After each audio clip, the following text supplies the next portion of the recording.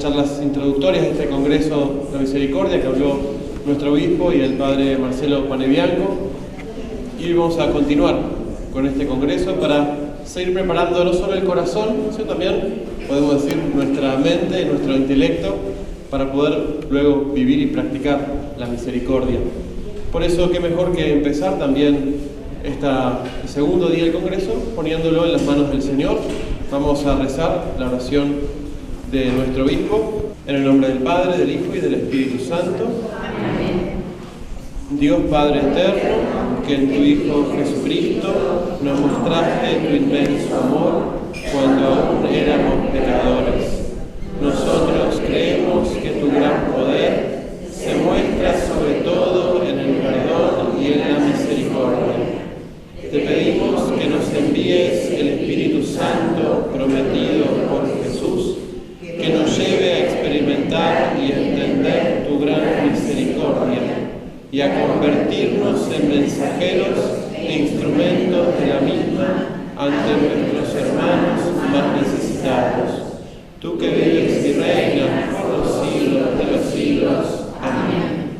Padre nuestro que estás en el cielo, santificado sea tu nombre. Venga a nosotros tu reino.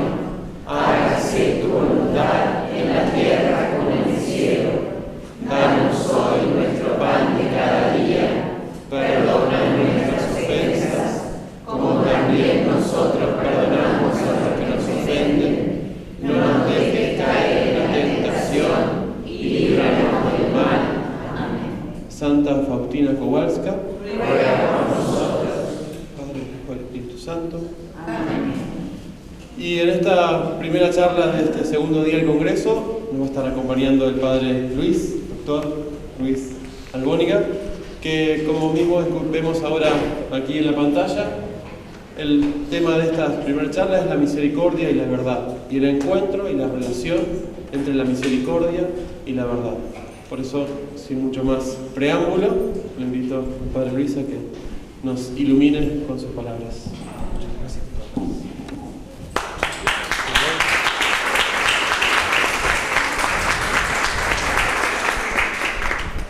Bueno, muchas gracias, Padre Tomás. Bienvenidos a todos a este segundo día. Es un gusto que podamos seguir reflexionando.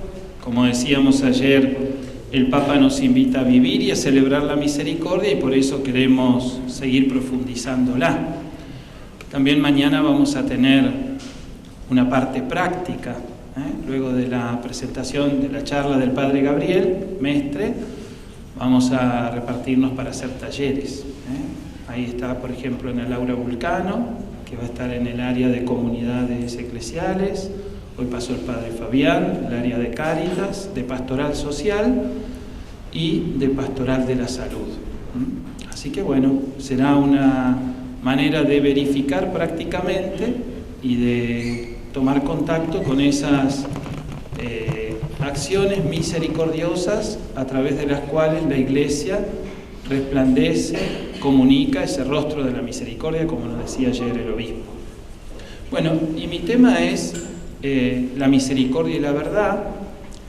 Ayer tuvimos una primera charla, la de Monseñor Marino, que entraba en el registro más cristológico, ¿no es cierto? Era empezar por el principio. Si la misericordia es un atributo de Dios, entonces había que entrar en ese misterio de amor que es Dios mismo y del cual Jesucristo es epifanía, es manifestación. En un segundo momento, el Padre Marcelo nos hizo, a partir de la teología fundamental, percibir cómo esa revelación de la misericordia se da a través de las fuentes de la revelación y a lo largo de la historia, y sobre todo por la mediación de los santos, que son interpretación viviente del Evangelio. Nos ayudó también a ubicar, a conocer mejor la naturaleza de las revelaciones privadas para poder recibir el testimonio, el mensaje de Santa Faustina Kowalska, que hoy vamos a profundizar con la ayuda del Padre Pablo en el segundo bloque, y también de San Juan Pablo II. Él mencionó aquel documento que es un punto de referencia en el tema de la misericordia y que ojalá todos podamos releer este año. Dives in misericordia, Dios rico en misericordia, que junto con Misericordiae Vultus es la bibliografía fundamental del magisterio para introducirnos en este tema de la misericordia. Bueno, y a mí me toca esa dimensión moral de la misericordia. Se podría ingresar y presentar este tema de muchas maneras. Es un tema rico, es un tema que nos interpela, porque es algo que no solamente conocemos intelectualmente, sino que tenemos que conocer por connaturalidad, es decir, hacer experiencia de la misericordia. Y hacer experiencia, vivir la misericordia como un acontecimiento, no nos deja igual, nos transforma. Lo dijo ayer el padre Marcelo, ¿no? Estamos hablando de la gracia, es decir, la vida misma de Dios que se nos participa, nos toca y nos transforma. Y de ahí brota ese obrar nuevo que corresponde a las nuevas criaturas que genera la gracia en nosotros y que llamamos obras de misericordia, como expresiones fundamentales de la misericordia de Dios que se hace acción. Entonces, la misericordia y la verdad se han encontrado. ¿Habían escuchado esta frase alguna vez? ¿No?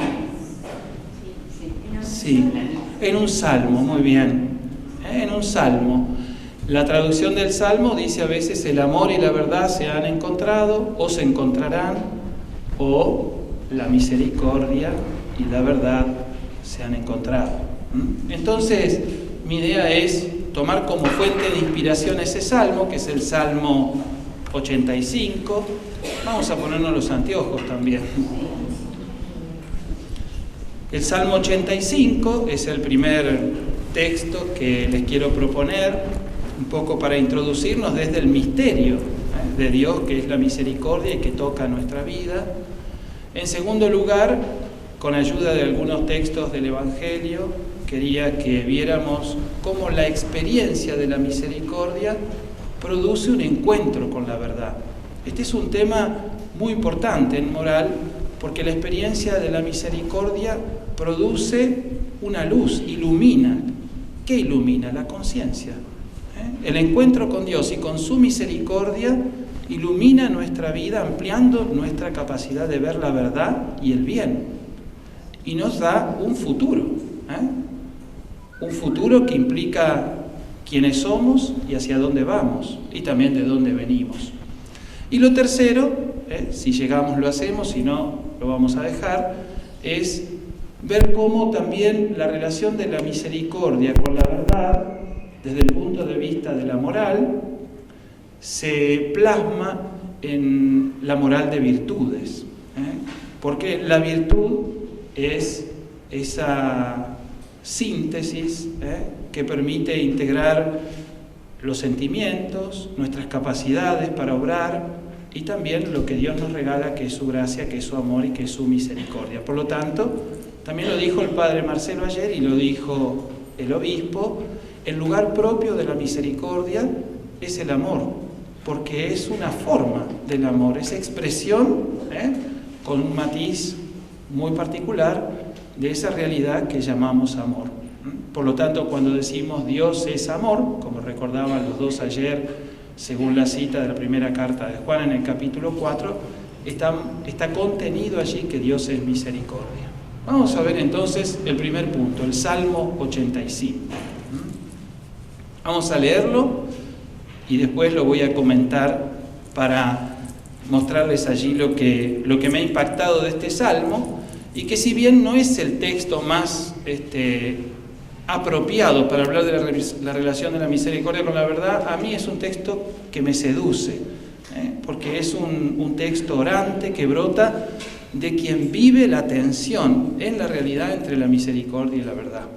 Y dice así: fuiste propicio, Señor, con tu tierra, cambiaste la suerte de Jacob, perdonaste la culpa de tu pueblo, lo absolviste de todos sus pecados. Pueden leer conmigo si quieren. Reprimiste toda tu indignación y aplicaste el ardor de tu enojo. Restáuranos, Dios Salvador nuestro, olvida tu aversión hacia nosotros. ¿Vas a estar enojado para siempre? ¿Mantendrás tu ira eternamente? ¿No volverás a darnos la vida para que tu pueblo se alegre en ti? Manifiéstanos, Señor, tu misericordia y danos tu salvación. Voy a proclamar lo que dice el Señor. El Señor promete la paz para su pueblo y sus amigos, y para los que se convierten de corazón.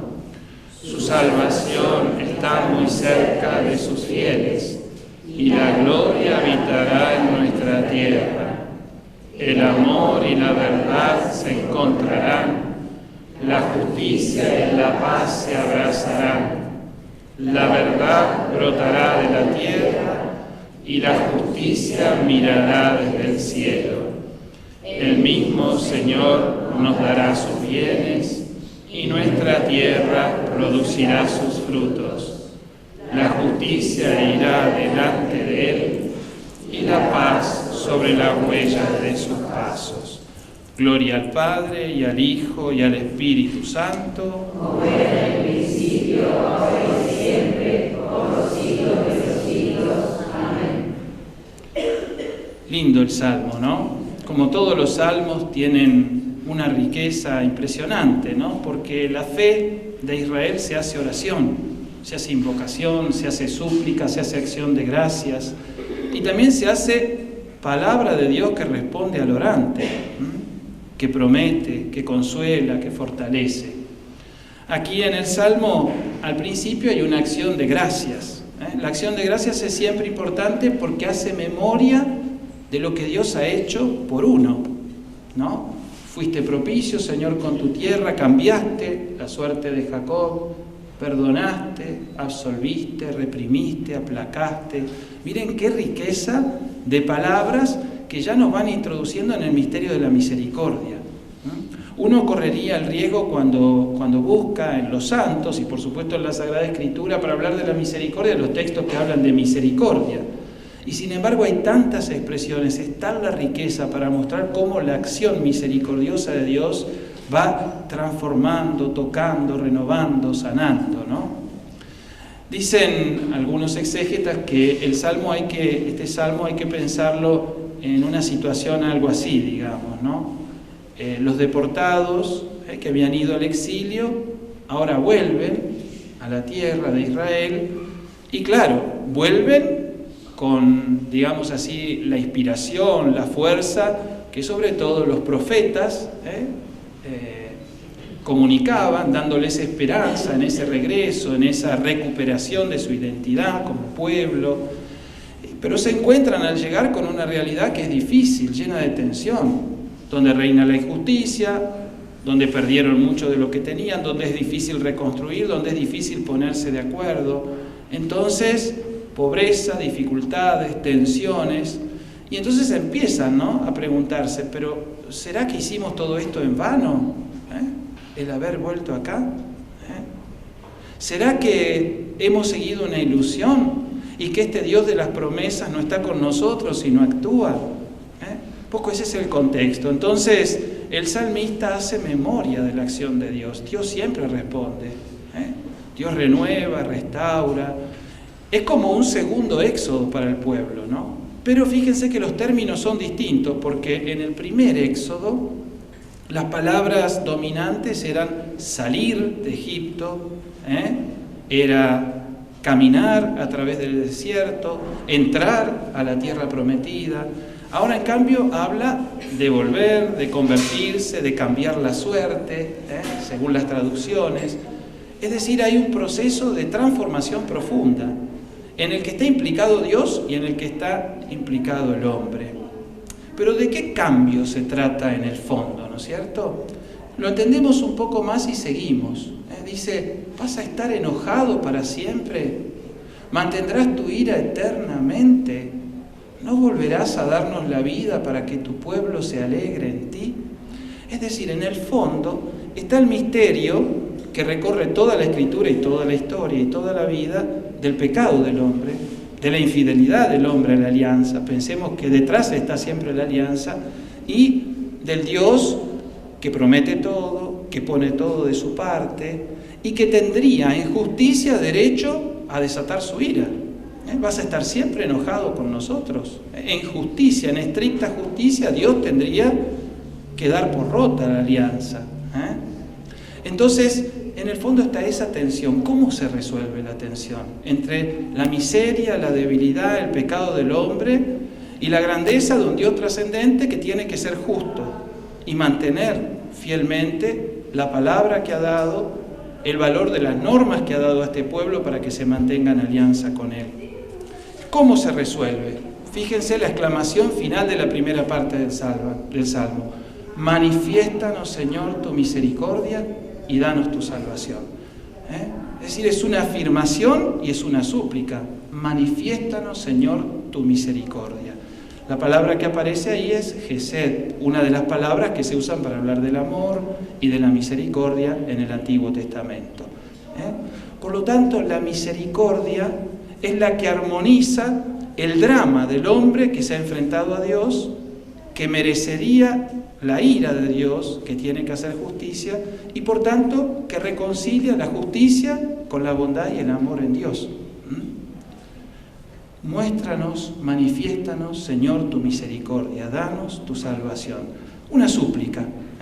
El pueblo reconoce que este Dios, rico en piedad, lento a la cólera, va a responder con misericordia. Es la característica del Dios de Israel. Y entonces comienza la segunda parte. Si la primera es acción de gracias y súplica, la segunda es la respuesta que Dios da a través de un oráculo. El oráculo es una comunicación que viene de Dios y que en este caso tiene la riqueza, el valor de una promesa. Tiene un tinte escatológico, es decir, se refiere al fin de los tiempos. ¿Por qué se refiere al fin de los tiempos? Porque van a ver ahora cuando lo releamos que aunque Dios diga eso, el pueblo va a seguir verificando que sigue habiendo injusticia, dolor, que se vive de cualquier manera. ¿Se dan cuenta? Entonces, lo que Dios promete ahora es esa integración de estos atributos divinos, por los cuales Dios no puede dejar de ser justo, pero quiere ser misericordioso y tiene que hacer brotar por nuestro bien la verdad y la justicia. Con esto lo que estoy diciendo es que Dios perdone, que sea misericordioso, no conlleva que promulgue que todo vale. Y lo mismo pasa en nuestra vida. Es difícil conciliar misericordia y verdad, misericordia y justicia. Pensemos, si a alguien le toca tener gente a cargo y perdona siempre. ¿Y cómo hacemos para establecer un orden? Sí, no te preocupes, no.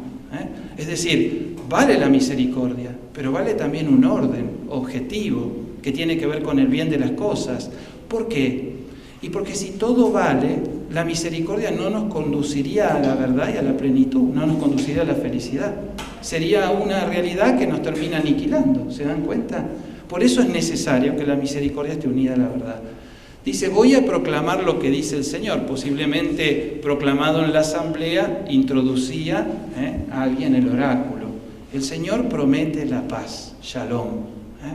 Hay que recordar que Shalom en el Antiguo Testamento no es solamente la paz de que no va a haber más guerra ni conflictos, sino que promete la plenitud, promete que vas a ser feliz, te va a responder. ¿Invocaste la misericordia? Dios te promete Shalom, te promete la paz, te promete esa plenitud. La promete para su pueblo y sus amigos. Qué hermoso, ¿no? Esto es muy importante, la palabra amigos. Es equivalente a la palabra alianza, amistad, y tiene que ver con el fin que Dios busca con su misericordia. Y para los que se convierten de corazón, los que se convierten, es decir, la misericordia introduce en un proceso de cambio, de conversión. Dije que era uno de los verbos importantes en este nuevo éxodo del destierro a la tierra prometida, que habían perdido. Su salvación está muy cerca de sus fieles y la gloria habitará en nuestra tierra. El amor, o la misericordia, podemos traducir, la palabra es Gesed, la misma que antes el salmista tradujo en la Biblia del pueblo de Dios, es esta, tradujo por misericordia. El amor y la verdad se encontrarán. En realidad habría que traducir se han encontrado. El tiempo verbal no es futuro, sino que es el perfecto. ¿Se acuerdan que ayer el obispo habló del tiempo perfecto? Que es un tiempo que nos dice algo que se ha dado, que permanece en el presente, algo ya adquirido. Claro, Dios ha intervenido, esto ya está en proceso. Y si lo leemos desde una hermenéutica cristiana, más todavía. En Cristo se han encontrado verdaderamente la misericordia y la verdad. La justicia y la paz se abrazarán. La verdad brotará de la tierra y la justicia mirará desde el cielo. El mismo Señor nos dará sus bienes y nuestra tierra producirá sus frutos. La justicia irá delante de Él y la paz sobre las huellas de sus pasos. Dice un biblista que se llamaba Luis Alonso Scheckel, que estudió mucho toda la dimensión poética de la Biblia, que esta segunda parte del Salmo hay que imaginársela como una representación teatral, ¿no? Donde el escenario son cielo y tierra.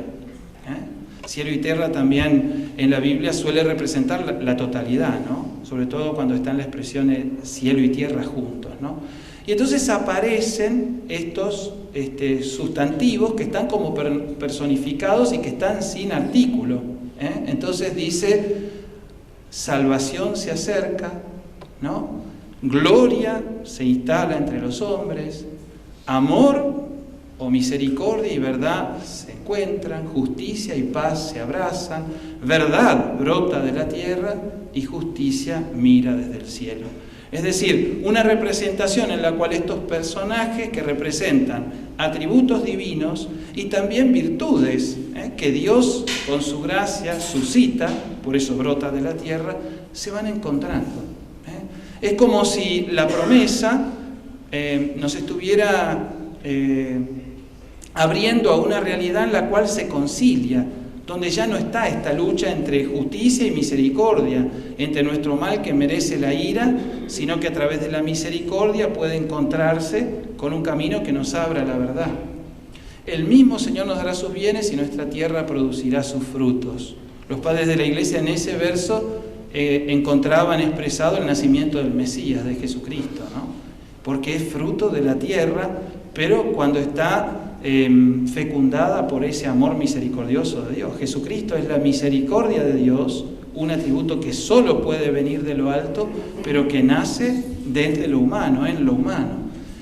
Y después fíjense qué hermoso el final, un final como muy sorpresivo. La justicia irá delante de Él y la paz sobre las huellas de sus pasos. Es decir, justicia como un cortejo, ¿no? Justicia que precede al Señor y el Señor a su paso que va dejando paz, shalom.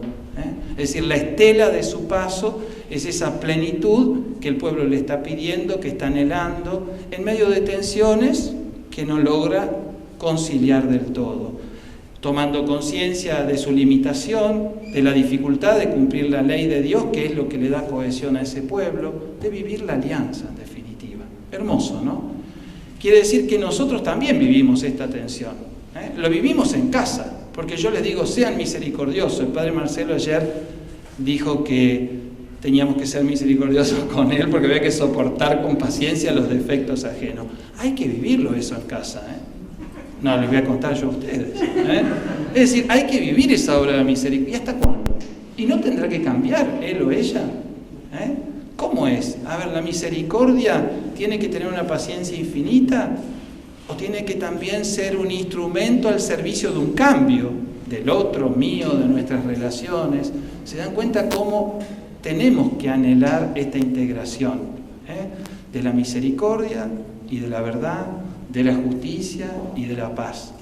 Dice también Scheckel que los verbos se predican de todos los sustantivos por el ritmo de la poesía hebrea, ¿no? Entonces se puede decir que el amor y la verdad se encuentran, se abrazan, esos verbos se predican de ambos sustantivos, de los dos pares de sustantivos.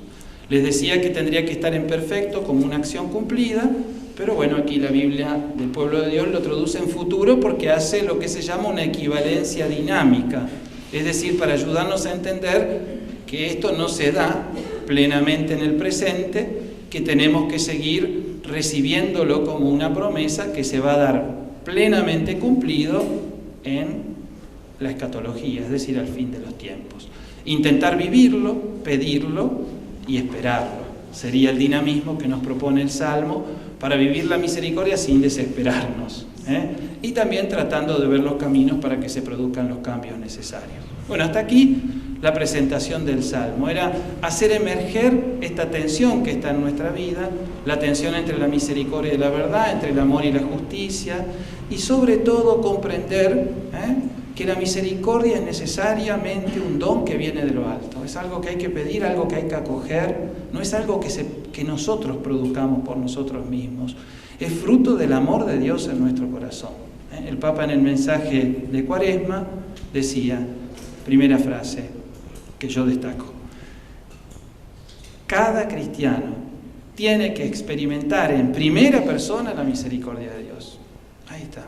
Es decir, cada uno de nosotros en este año de la misericordia no puede dejar pasar esto. Tenemos que experimentarla. Para eso hacemos memoria, la pedimos, la buscamos en medio de las tensiones de nuestra vida y de nuestros vínculos. La afirmación que hace el Papa, que me parece que es muy rica también, es cuando la misericordia de Dios toca nuestro corazón, nos transforma y nos hace misericordiosos. Da fruto. Es así, porque la palabra, el amor, la misericordia de Dios es eficaz. Donde nos dejamos tocar, produce cambio, produce fruto.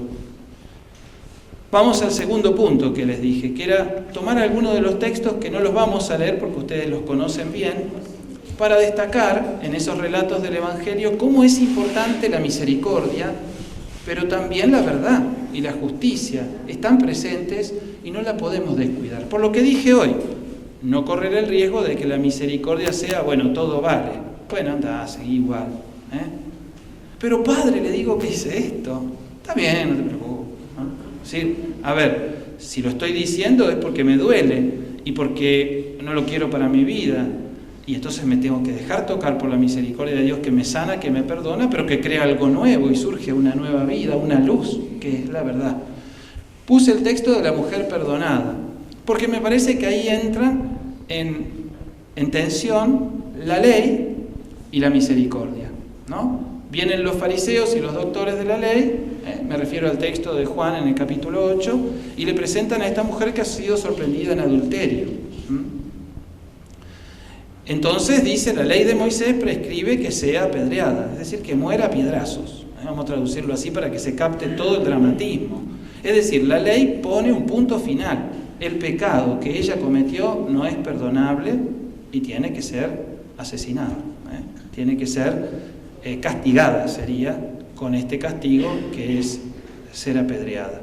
Dice también que lo hacen para ponerlo a prueba, Jesús. Bueno, dejamos eso de lado, pero digamos que Jesús se podría encontrar frente a esta tensión.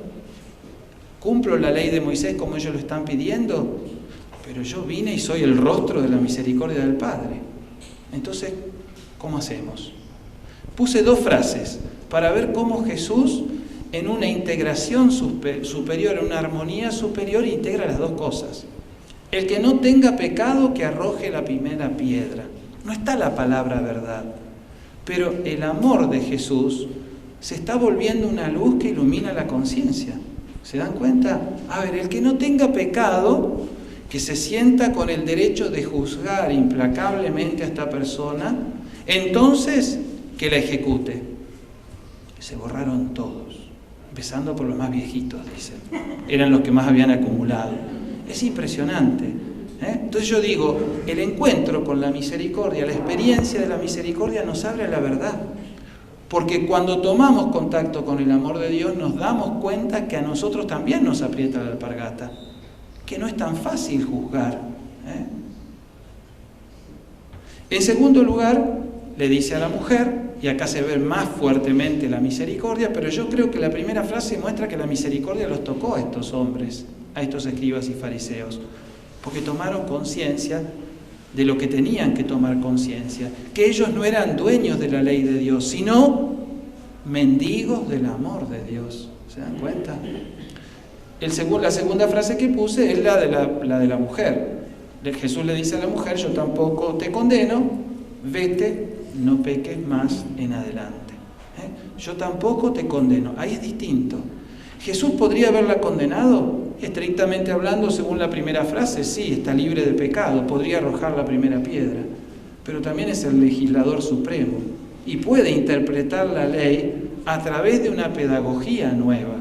¿Se dan cuenta? Una pedagogía nueva que no es: mujer, anda tranquila, no importa lo que hiciste, no tengas problemas, seguí tranquila.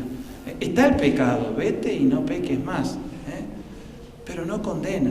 Es decir, la misericordia es ese puente que se tiende para dar nueva vida a esta persona que ya no tenía posibilidad de seguir caminando.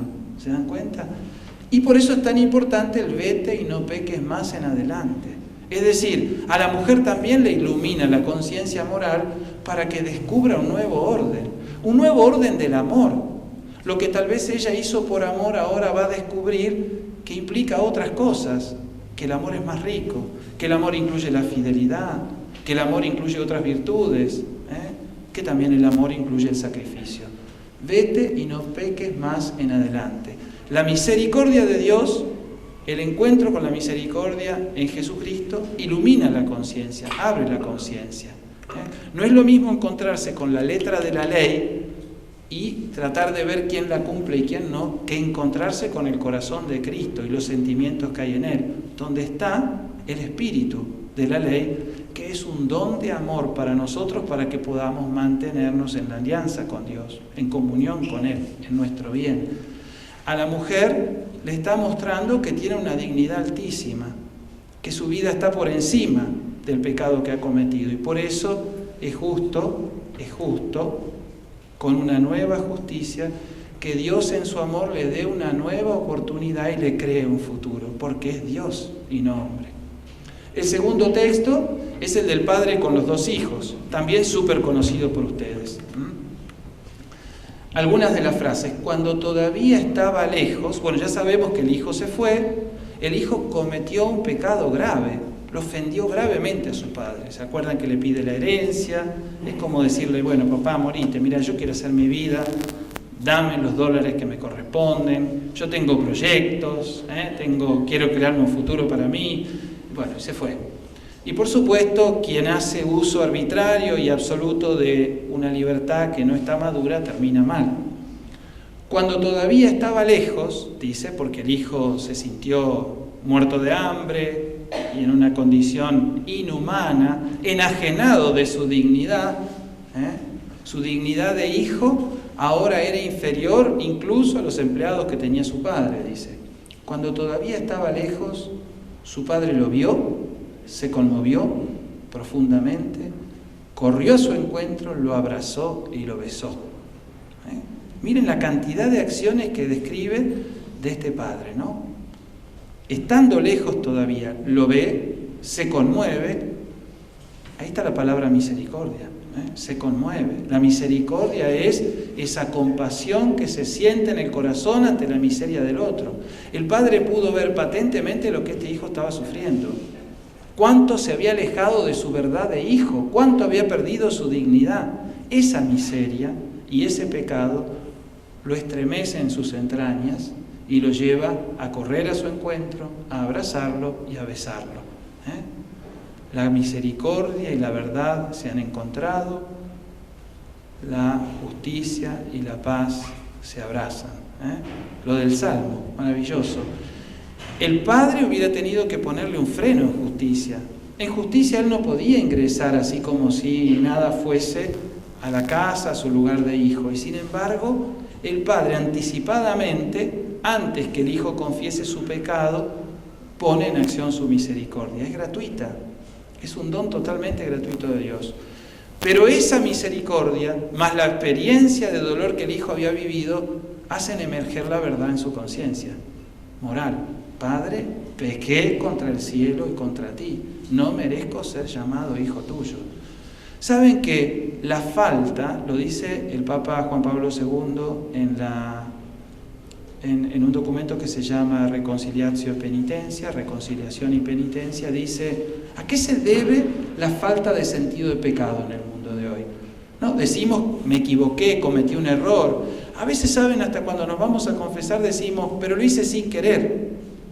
Estrictamente el confesor tendría que decirle, si lo hiciste sin querer, es que lo hiciste sin conciencia, sin libertad, no sería pecado. Pero ¿pecamos o no pecamos?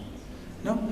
La pérdida del sentido del pecado, dice él, está unida a la pérdida de sentido de Dios. Y es real, porque el pecado se ve con una luz. Es como estar en una habitación oscura. La habitación está toda sucia y desordenada. Yo me acostumbré a vivir en ella. Vivo con el olor inmundo que genera todo lo que tengo ahí, la falta de limpieza, la falta de sol. Y de golpe un día alguien me abre una ventana. ¿No? De golpe alguien me abre una ventana y entra un rayo de luz. Y sale a la luz todo lo que había acá adentro. Y me quiero morir. Qué sucio que había sido. Ese es el amor de Dios. En realidad podemos reconocer nuestro pecado y podemos hacer la contrición cuando estamos experimentando la misericordia. Es impresionante. Quiere decir que cuando vamos a confesarnos con el dolor de nuestros pecados, es porque el Padre, antes de que fuéramos, ya salió, nos vio, corrió, nos abrazó, nos besó, hizo todo eso. ¿Se dan cuenta? Yo suelo decir cuando voy a dar la fórmula de la absolución, que la fórmula confirma el perdón que Dios ya derramó en tu corazón. Porque donde hay contrición en sentido técnico, moral y sacramental, ya tocó el perdón de Dios. Es como un abrazo final, es como un sello final que ponemos en ese gesto de humildad del penitente, pero Dios ya entró en el corazón, porque si no, no hubiera podido reconocer el pecado. Entonces acá yo diría que el reconocimiento del pecado venga después de la iniciativa del Padre, si bien Él ya venía rumiando su dolor y su miseria y su pecado, confirma que la misericordia está unida a la verdad y la suscita. Y el Hijo ya no quiere hacer lo de antes, no quiere volver. Ahora es pobre y reconoció que el Padre no está solo para usarlo, sino como una ayuda para poder vivir la vida plena, la verdad, su verdadera dignidad. Y miren cómo lo reviste nuevamente de su dignidad este Padre, ¿no? Su verdadera dignidad, la que le corresponde, su vocación de hijo. Traigan enseguida la mejor ropa y vístanlo, pónganle un anillo en el dedo y sandalias en los pies. Se ve la gratuidad, la bondad de este Dios y también cómo le restituye su dignidad. Le da como un lugar preeminente dentro de la familia. ¿En justicia correspondía? No. Pero este hijo, por la misericordia del Padre, ha sido reinstaurado en el marco de la justicia. ¿Y qué significa? Y que no se espera de él que ahora vuelva a hacer lo mismo. Se espera que esta experiencia lo haya abierto a la verdad y a la justicia y pueda vivir de acuerdo a esa dignidad, entendiendo que las normas, el modo de vivir en la casa del Padre son lo mejor para él como hijo. Y que para vivir mejor no tiene que escaparse a un rincón del mundo para hacer una voluntad diferente. En la comunión de amor y de voluntad con el Padre va a estar su plenitud, porque esa es su verdad más profunda. Las expresiones del Padre que expresan la alegría es maravilloso, ¿no? Mi hijo estaba muerto y ha vuelto a la vida, estaba perdido y fue encontrado. La misericordia es una nueva creación. La misericordia es una nueva creación. Crea un corazón nuevo. Recrea al hombre que se deja tocar por ella. Y finalmente simplemente pongo esto del hijo más grande, ¿no? Se enojó y no quiso entrar. ¿Dónde no quiso entrar? ¿A la fiesta, a la casa o a la misericordia del Padre? Estaba demasiado atado a la justicia. ¿Justicia o misericordia?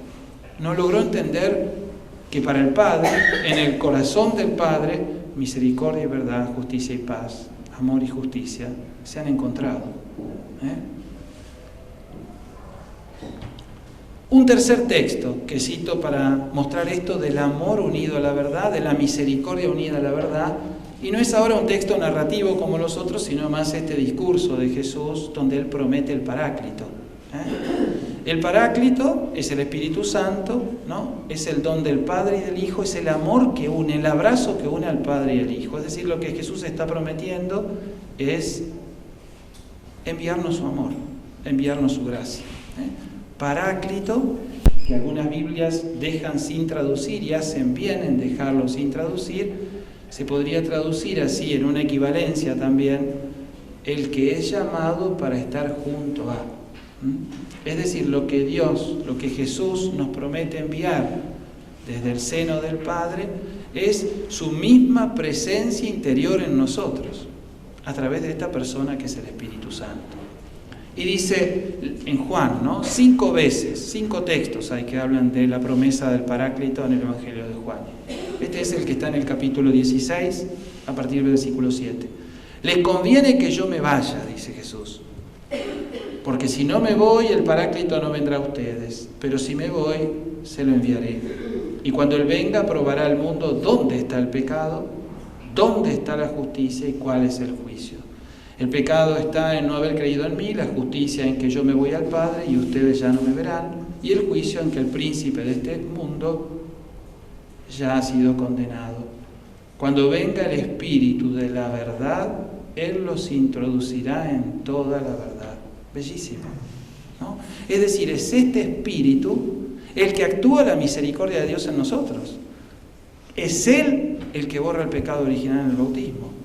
Es Él el que nos perdona los pecados cuando realizamos la confesión sacramental. Es Él el que une en sí la misericordia y la verdad. ¿Se dan cuenta? Porque crea una realidad nueva en nosotros.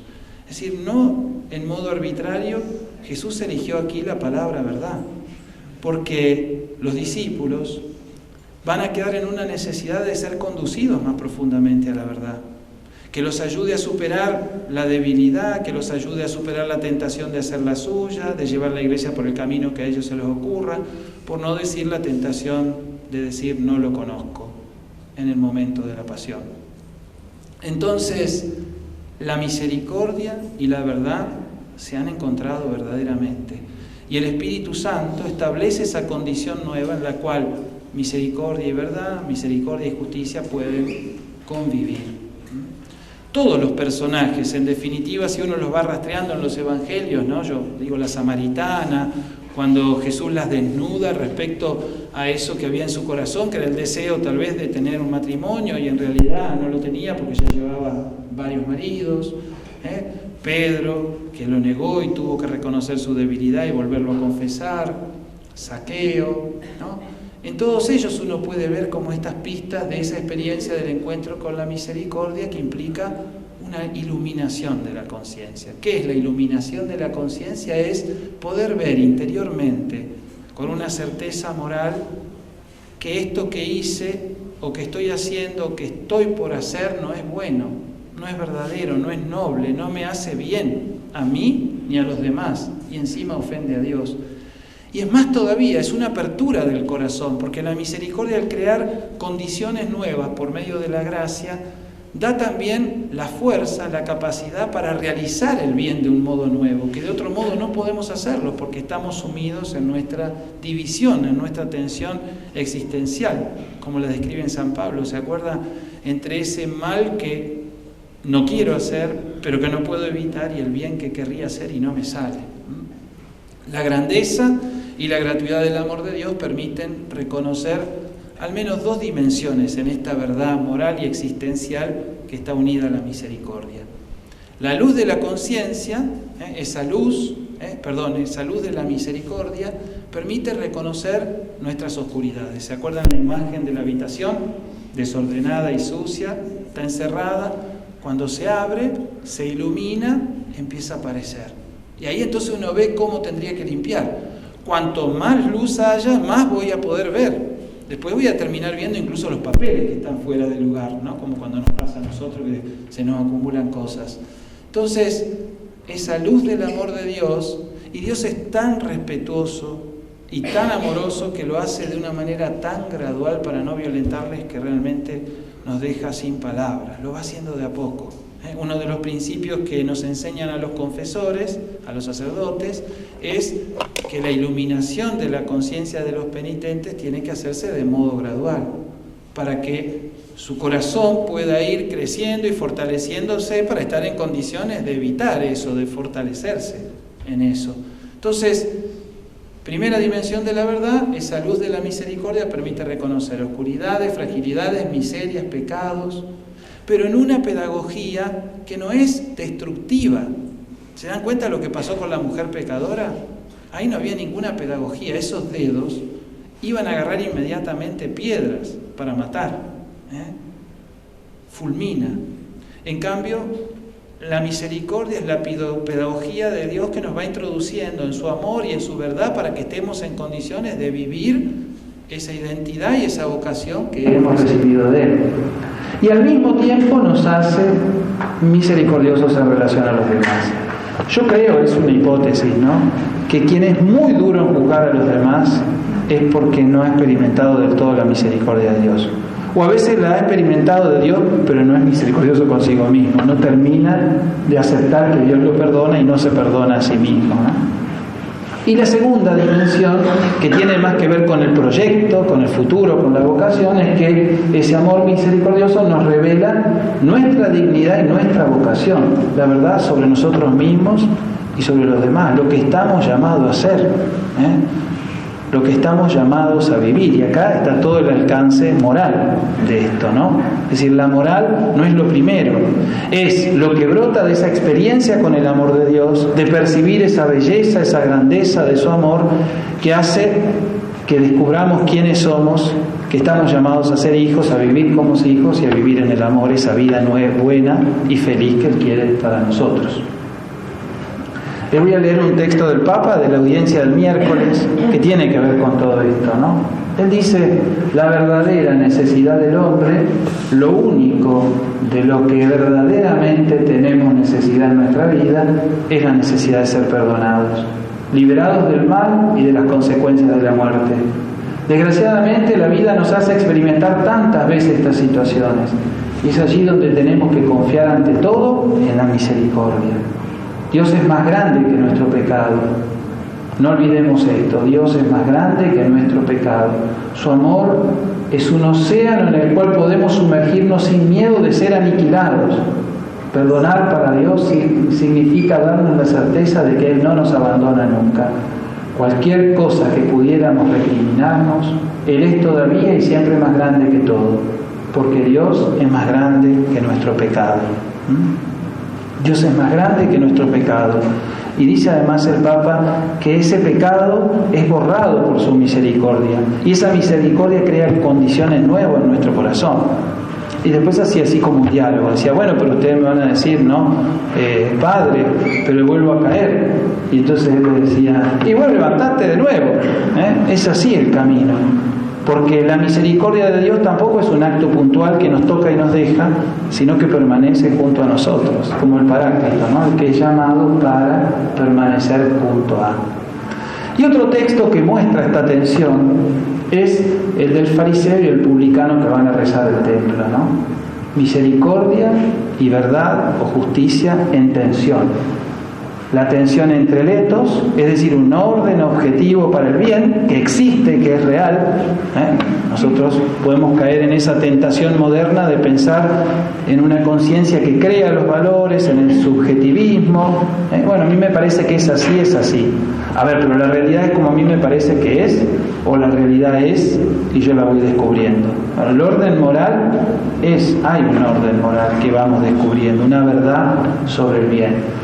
El etos y la gracia, es decir, la verdad objetiva sobre el bien y la gracia, la misericordia, el amor de Dios. En Lucas 18, 9, 14 está esta parábola, este texto de los dos hombres que van a rezar, ¿no? Ahí yo encontré en internet ese dibujito.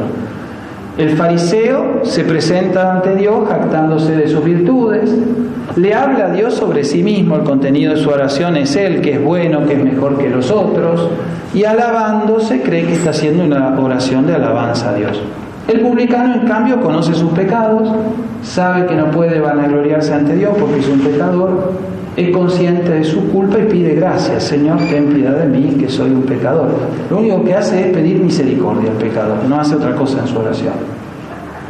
Uno representa a la ley, la conformidad con ese orden moral, el etos, y el otro representa a la gracia sin etos, que sería el caso del publicano.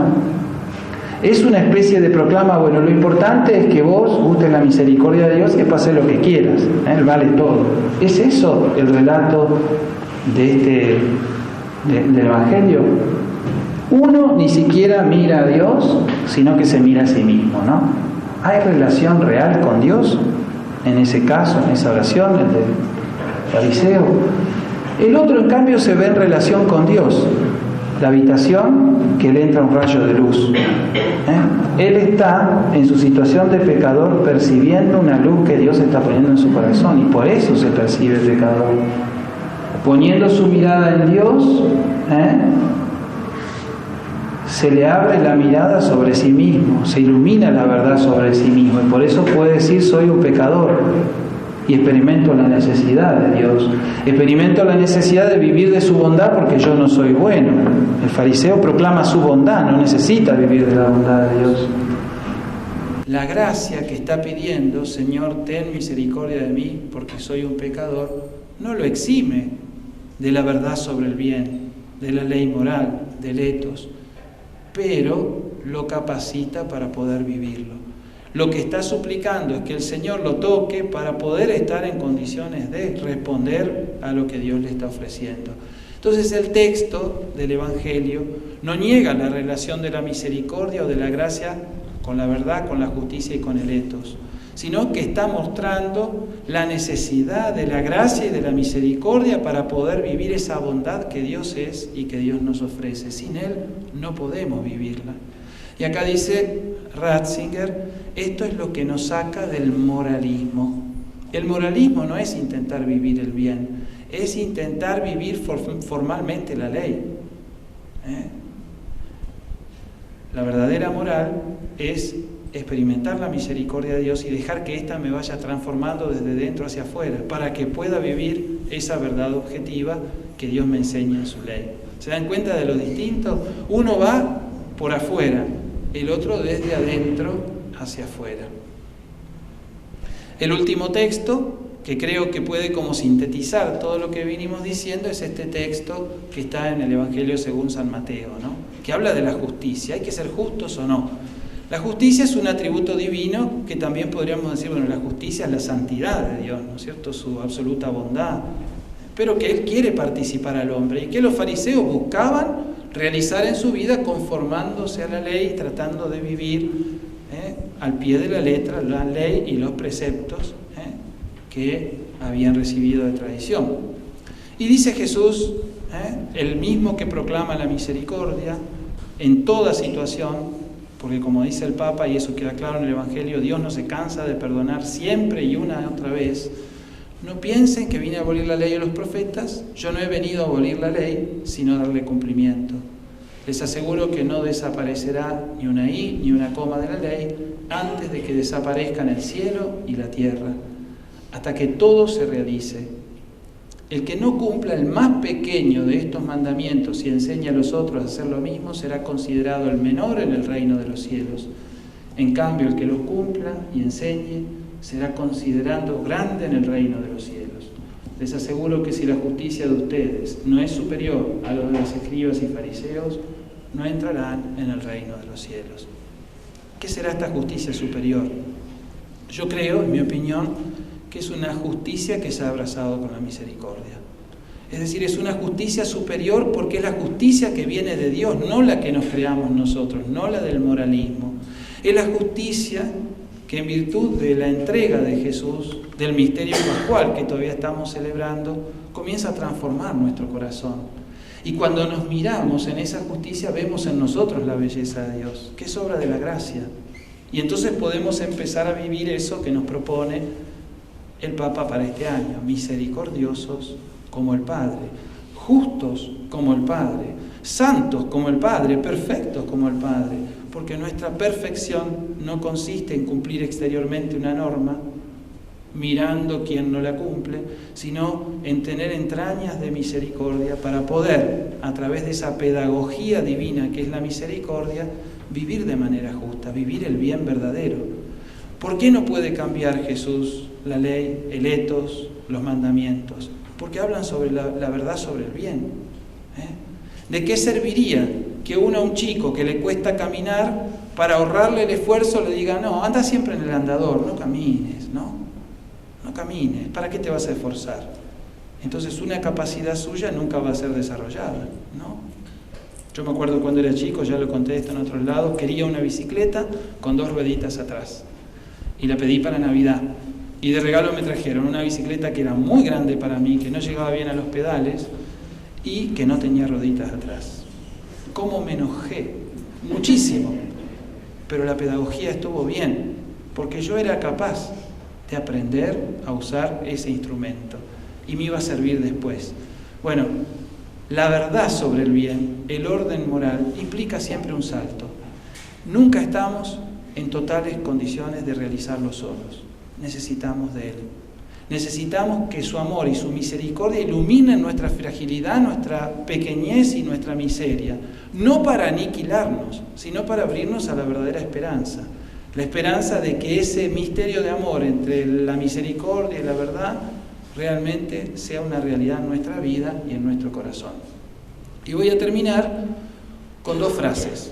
Una de Santo Tomás de Aquino, en la que pone en relación la justicia y la misericordia, y otra del Papa Francisco también en el mensaje de la Cuaresma. La de Santo Tomás dice: la justicia sin misericordia es crueldad, y la misericordia sin justicia genera disolución. Es interesante, como una fórmula que nos ayuda a entender que necesitamos que misericordia y verdad, misericordia y justicia, amor y verdad, amor y justicia se abracen realmente como lo prometía el Salmo. Justicia sin misericordia es crueldad. Y es verdad. Imagínense que ustedes en casa vivieran según términos de estricta justicia, donde uno omitió algo, hacer algo que tendría que haber hecho, va a recibir el castigo que les corresponde, incluso va a ser excluido. Justicia sin misericordia es crueldad. Repito lo de hoy.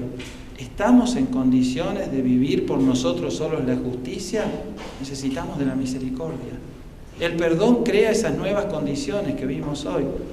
La misericordia es esa pedagogía, por supuesto, cuando hay gente bien intencionada, que va permitiendo crear condiciones nuevas de vida. Y la otra parte es la misericordia sin justicia genera disolución. Todo vale. No aprendés a caminar, no aprendés a andar en bicicleta, no aprendés a vivir como hijo, sino como un humano que no despegó ni 2 centímetros del suelo en su vocación.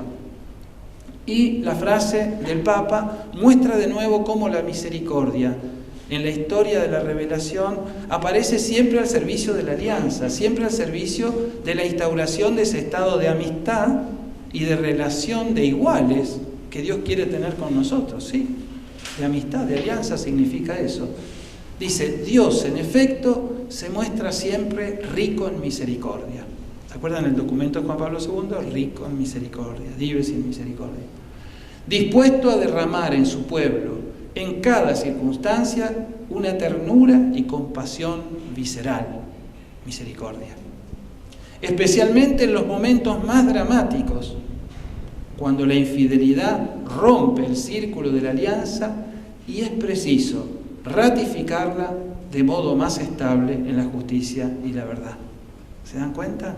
Es decir, la misericordia es esa pedagogía de Dios, es esa presencia de Dios en su pueblo y en nosotros que permite volver a hacer posible las condiciones de la alianza, que no son otras que las condiciones de amistad con Él.